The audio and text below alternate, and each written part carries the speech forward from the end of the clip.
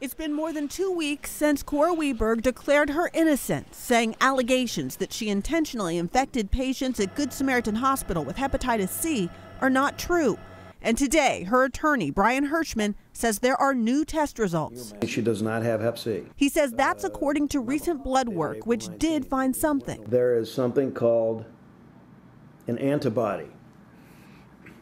Just because you have the antibody does not mean you have hepatitis C. I think the reality is we don't really know if that's true or not, and it's certainly very inconsistent with what we have heard from the hospital on multiple occasions. Carrie Laufenberg is an attorney who's filed a class action complaint against the hospital. She says her office has spoken with more than 40 people.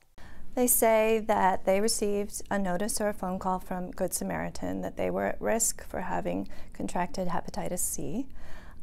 Because they happened to be at the hospital at the wrong time. In a statement, the hospital says 2 patients likely contracted hepatitis C while in our emergency department in December.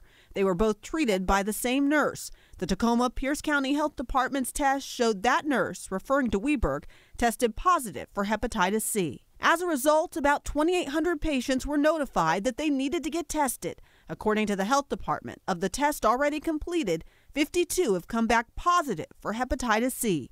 Of that number, 36 were determined not to have been exposed at Good Samaritan. The source of exposure for 7 patients remains under investigation, and 9 cases are likely linked but are awaiting more analysis. In her heart of hearts, doesn't believe she ever transmitted anything to anyone. He does say Weberg admits to stealing drugs from the hospital. She tried to kill herself 3 times with drugs that she took from a trash bin. She's going to probably be prosecuted for that. No contest. But he maintains that his client is not the source of the hepatitis C outbreak. In Puyallup, Natalie Swaby, King 5 News. So here's what you should know about hepatitis C. It is a blood-borne virus that affects the liver. It's also the leading cause of liver cancer.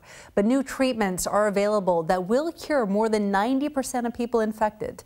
Typically, it is spread by sharing needles, and the opioid epidemic has led to a spike in Hep C cases. However, people can get Hep C through intercourse, sharing items like razors and medical mishaps. For some, there are no symptoms at all. Others have complained of stomach pain, vomiting, and yellow eyes or skin.